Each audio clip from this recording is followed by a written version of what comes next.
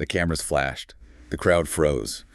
And just like that, Hollywood had a new obsession. It is the ultimate cinematic image of modern perfection, right? The pristine runways, the glaring lights. Exactly.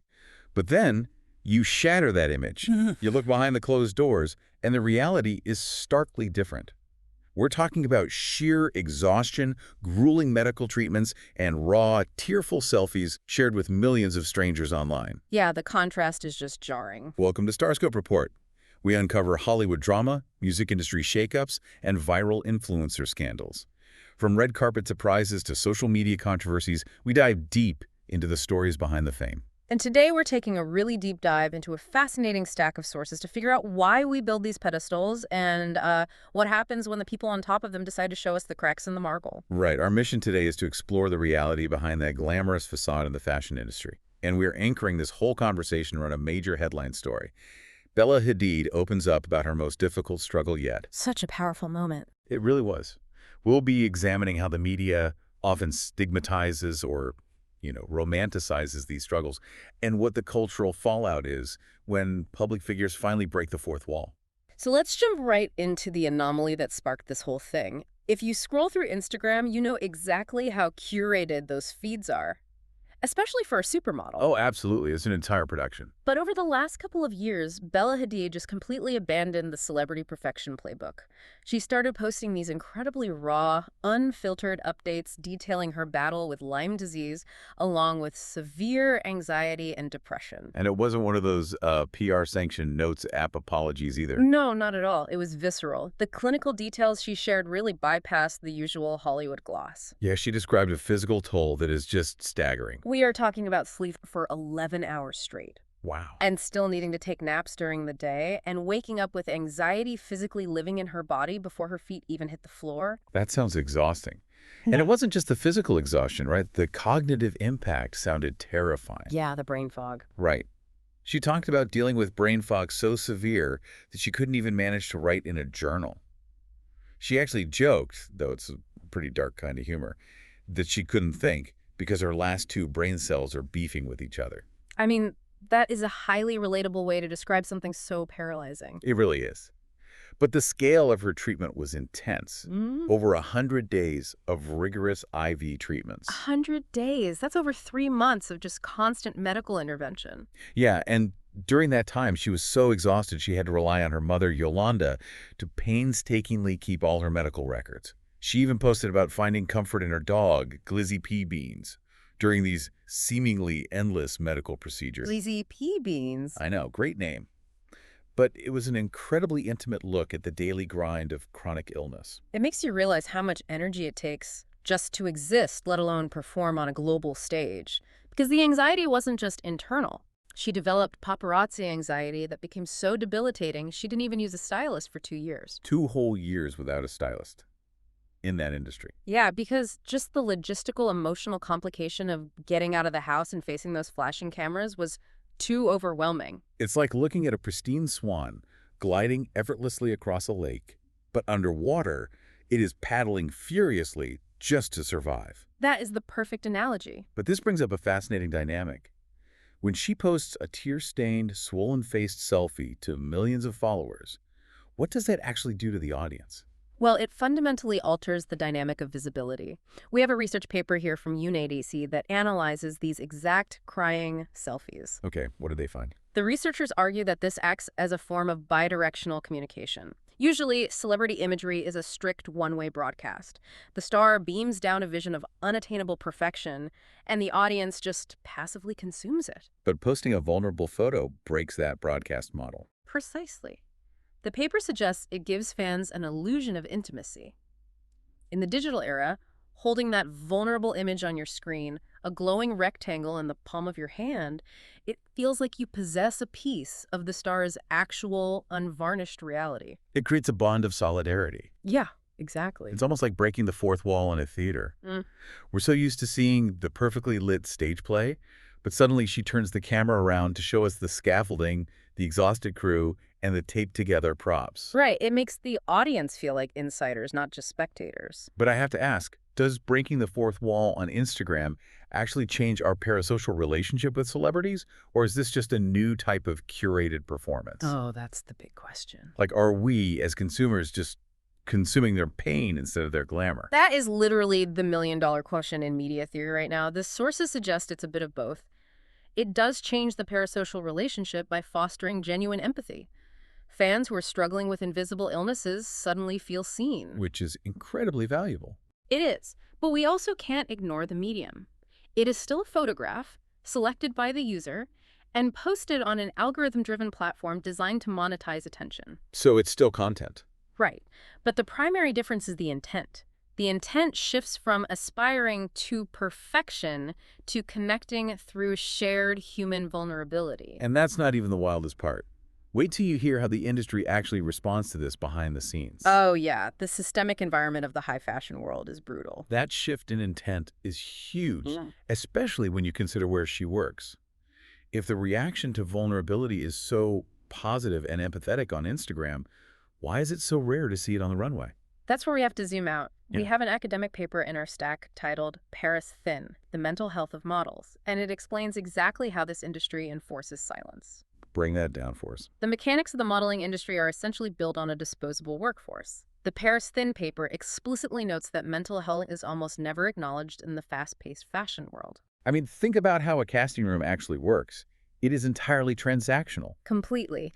And if a model speaks out about the psychological toll or the physical demands of the job, the immediate industry reflex is to label them difficult to work with. And in a gig economy where you are constantly hustling for the next runway show or editorial campaign, being labeled difficult is a career death sentence, You are easily replaced by someone younger who won't complain. which forces models to hide chronic illnesses or mental health struggles purely out of financial self-preservation. Exactly. And the physical requirements of the job actively create these struggles. The statistics in this paper estimate that 40% of models engage in disordered eating. 40%. And the experts in the study flat out state they believe that number is severely underreported because of the fear of industry stigma. That is terrifying. The industry doesn't just passively accept starvation, it actively glorifies it to achieve the Paris Thin aesthetic. Sample sizes for clothing are cut smaller and smaller, making the biological reality of a woman's body clash with the professional requirement of her job. The human cost of that is staggering. The research emphasizes that anorexia nervosa has the highest mortality rate of all psychiatric diseases. The highest. This isn't just an unhealthy diet culture. This is a culturally reinforced psychiatric crisis. The industry's aesthetic ideal directly fuels a life-threatening condition. It is a deadly standard. And the psychological pressure breaks people. The sources mention international supermodel Ajak Deng, who previously took to Instagram to disclose her suicidal thoughts. Oh, wow. Yeah, and she explicitly linked those thoughts to the toxic, demanding, and isolating environment of the modeling industry. When the structural foundation of an industry equates extreme thinness with worth, success, and beauty, it destroys the people inside it. Now, there have been attempts to fix this from the outside. France recently implemented a legislative ban on hiring models with a body mass index, or BMI, under 18. Right, following the tragic starvation deaths of several runway models. The idea is to make it a legal liability for agencies to promote starvation. It was a landmark move. It forces the industry to prioritize a baseline of physical health over the extreme thinness ideal. It changes the legal optics of the runway. But wait, let's look at the mechanics of that legislation. Is banning a specific BMI actually addressing the psychological root causes of these eating disorders and industry pressures? That's the real issue. Or is it just putting a legal Band-Aid on a visible symptom? It feels like they are regulating the tape measure, but doing absolutely nothing to dismantle the toxic culture that makes the tape measure the only thing that matters in the first place. That is a highly valid critique raised by mental health advocates. A BMI limit is a blunt instrument. It addresses the physical symptom, the extreme low weight. But you're absolutely right, it does nothing to alter the psychological environment. Right, because you could technically pass the test and still be suffering. Exactly. You can have a BMI of 18.5, legally pass the threshold to walk in Paris Fashion Week, and still be suffering from severe body dysmorphia, anxiety, and deeply disordered eating habits. The legislation forces a slight change in the aesthetic, but it doesn't automatically heal the models' minds or change how casting directors treat them. Later in the episode, we'll talk about the shocking twist nobody saw coming regarding how pop culture actually profits off this. But first, we need to understand the media's role. Yeah, because this pressure doesn't exist in a vacuum. If the fashion industry is demanding Paris thin, it's because the broader media landscape is rewarding that aesthetic. And that brings up a really dangerous phenomenon called the social constructionist perspective, which we see detailed in the master's thesis on mental health in the media. The social constructionist perspective essentially argues that our understanding of mental illness isn't purely biological or clinical. It is heavily shaped or constructed by cultural norms and media representation. So how society, and how you, the listener, views a diagnosis like anxiety or depression is built by the stories we tell about it on television, in movies, and in music. Exactly. Before we go further, what exactly do we mean by the cultivation effect mentioned in this thesis? Are we talking about how repeated exposure to media shapes our actual reality? Yes, that's exactly it. The cultivation effect is a media theory that suggests the more time people spend living in the television world or the social media world, the more likely they are to believe social reality aligns with that mediated reality. So it warps your worldview. Basically, if you constantly see mental illness portrayed a certain way on screen, you start to believe that's how it looks and functions in real life. And according to this thesis, the media has a terrible habit of creating what they call beautiful suffering. Beautiful suffering, yes. They use pop culture to frame psychological struggles for the masses in a way that sanitizes the ugliness. Think about the shows you or your teenagers watch.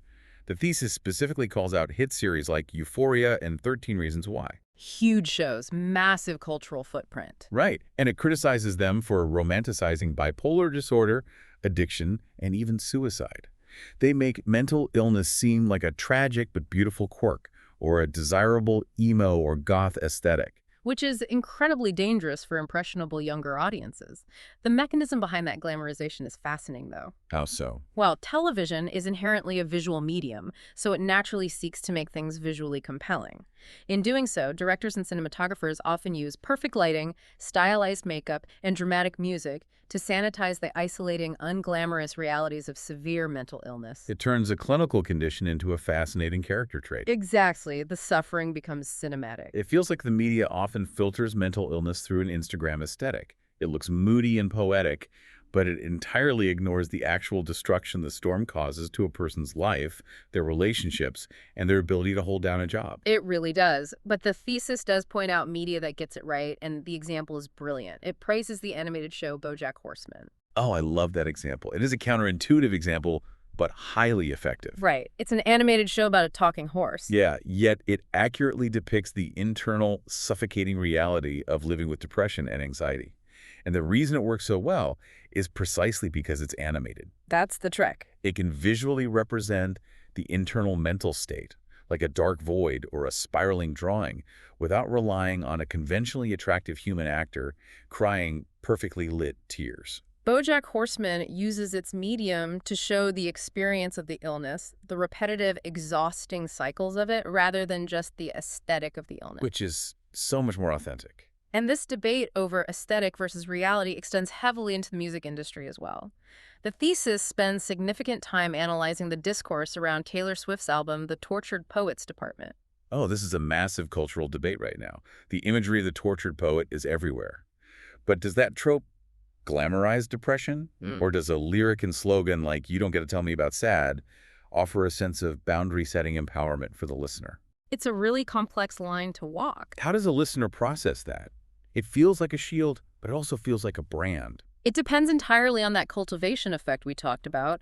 For some listeners, claiming the identity of the tortured poet is a way to find beauty and meaning in their pain, which is a highly effective coping mechanism. It makes them feel less alone. Right. But the danger, as the thesis warns, is when the aesthetic replaces the reality. The danger is when being sad becomes a brand identity or a subculture rather than a medical condition requiring support and healing. That is the core danger. When popular culture commodifies mental illness, it strips away the clinical severity. Yeah. It creates a paradigm where suffering is seen as deep, complex, and interesting, while wellness is viewed as boring or shallow. Exactly. Are we inadvertently turning profound psychological suffering into just another fashion accessory? If people internalize the idea that their illness is their core identity, they might actively resist seeking real help. Because if you cure the sadness, you lose the identity. That is the trap of beautiful suffering. If you're loving these Hollywood twists and deep dives, make sure you're subscribed. We've got even crazier stories ahead. Seriously, hit that subscribe button. So how do you actually break out of that trap? How do individuals, especially highly visible ones like Bella Hadid, take back their narratives from the media and the industry? It's not easy. How do you turn private pain into public advocacy without just feeding the aesthetic machine we just described? You do it by focusing heavily on the deeply unglamorous, repetitive work of recovery. The sources highlight how Bella Hadid actively reframed her narrative by sharing the actual mechanics of her coping mechanisms. So she showed the work. Yes, it wasn't just about the crying selfies, it was about the daily labor of getting better. She detailed her strict routines, waking up to journal, practicing gratitude meditation, boxing, Pilates. She talked about treating her body as a temple. And she found joy in really small, grounding things. There's this detail where she posts a photo of herself in a Star Wars-themed Barefoot Dreams kids poncho. A kid's poncho. Right, which is just about the least high fashion, least glamorous thing you can imagine a supermodel wearing. But it brought her genuine comfort. That Star Wars poncho is a fantastic symbol of breaking the facade. It represents prioritizing actual physical and emotional comfort over curated aesthetics. Completely. And beyond those daily routines, Bella described what she called an alchemical shift in her perspective. An alchemical shift. Yeah, she stopped viewing her debilitating anxiety and sensitivity purely as curses or flaws. Instead, she reframed them as her greatest superpowers because those exact sensitivities grant her a profound capacity for empathy. That is a powerful way to reframe a narrative. And she didn't just keep that empathy to herself, she channeled it into global advocacy work. She partnered with UNICEF, making the argument on a massive stage that access to mental health care is a fundamental human right, not a luxury. And she is part of a growing movement. The Paris Thin paper talks about this concept called experts by experience. Experts by experience is a vital concept in psychological advocacy. Research consistently shows that the single most effective way to reduce public stigma around mental illness isn't just reciting statistics. It's social contact. Exactly. Yeah. It is social contact with someone actively living with it. When highly visible people speak out, they act as parasocial experts by experience for millions of people who might not have that representation in their own communities. We're seeing a massive wave of this across pop culture. The sources cite Cara Delevingne talking openly about her teenage darkness and learning to be happy alone. A huge deal for someone in her position. Yeah. We have Lady Gaga discussing her trauma and stating that secrets keep you sick, which directly attacks that industry of silence we talked about. And Selena Gomez has spoken very candidly about how getting the right medication was a miracle that completely changed her life. They aren't just normalizing the struggle, they're actively normalizing the treatment. Which is the crucial next step. By focusing on treatment and routines, they are utilizing their massive platforms to rewrite the social construction of mental illness we discussed earlier. They are moving the cultural narrative away from beautiful suffering and toward proactive healing. But that brings up a strange contradiction, and I want to push back on this a little bit. Okay, let's hear it. It is undeniably validating to see someone at the absolute top of the social and wealth hierarchy admit that they struggle. But doesn't it also highlight a massive glaring disparity? The wealth gap in wellness. Right. If a supermodel with access to 100+ days of cutting-edge 5E treatments, a dedicated team of world-class doctors, and a family that can support her 24/7 is still struggling to get out of bed, where does that leave the average listener? It's tough. Where does that leave someone fighting the exact same biological battle, but trying to do it while working a 9-to-5 job with minimal health insurance? It is a sharp, highly valid critique. The structural inequality in global healthcare is stark. When a celebrity shares their healing journey, it frequently involves resources like month-long wellness retreats, elite therapists, expensive alternative therapies that are entirely inaccessible to the general public. Exactly. It makes wellness feel like something you have to buy. It can inadvertently send the depressing message that healing is a luxury product available only to the elite. However, the primary utility of their disclosure isn't in providing a universal medical roadmap for the average person to follow. Well, what is it then? The utility is in the radical destigmatization of the illness itself. Think about it this way. When Bella Hadid or Selena Gomez says, I have all the money in the world, I have all the access, and this disease still brings me to my knees, it validates the sheer severity of the illness for the average person. It removes the personal shame. Precisely. It says to the listener, you aren't failing because you aren't trying hard enough or because you aren't doing yoga right. You are fighting a genuinely brutal systemic battle. It shifts the conversation from personal failure to systemic healthcare needs. And that aligns perfectly with Hadid's advocacy work with UNICEF, demanding mental health care as a universal right rather than an elite privilege. So what does this all mean for us, the people scrolling through these feeds and consuming this media? Let's summarize the journey we've been on today. It's been a wild ride. We started with a single startling image of a crying selfie from a global supermodel. We peeled back the curtain to uncover the intense, systemic pressures of the Paris thin fashion industry and the shocking physical toll it demands from its workers. The 40% statistic still haunts me. Same. Then we navigated media theory, exploring pop culture's dangerous habit of romanticizing pain and turning it into a beautiful suffering aesthetic. And finally, we landed on the empowering, though structurally complex, act of reclaiming one's story and fighting for accessible healing. It is a narrative journey that moves from the illusion of absolute perfection through the exploitation and commodification of pain, and hopefully arrives at a place of authentic, destigmatized humanity. And if you're listening right now, perhaps on your commute or while you're working, the biggest takeaway here ties back to Bella's own message. Healing isn't linear. It really isn't. The media might condition us to want a neat, tidy narrative arc where the hero struggles, gets a montage, and is perfectly cured. But reality is flare-ups, setbacks, exhausting daily routines, and finding joy in a Star Wars poncho. The little things. Just like the celebrities we discussed today, the people around you, your coworkers, your friends, the person sitting next to you right now, might be carrying incredibly heavy, invisible weights. It's a profound reminder to practice radical empathy in your daily life, because you never truly know what kind of scaffolding is holding up the facade. The assumption of wellness is often just as artificially constructed as the assumption of perfection. Empathy is the only tool that effectively breaks both of those constructions down. I want to leave you with a final thought to mull over.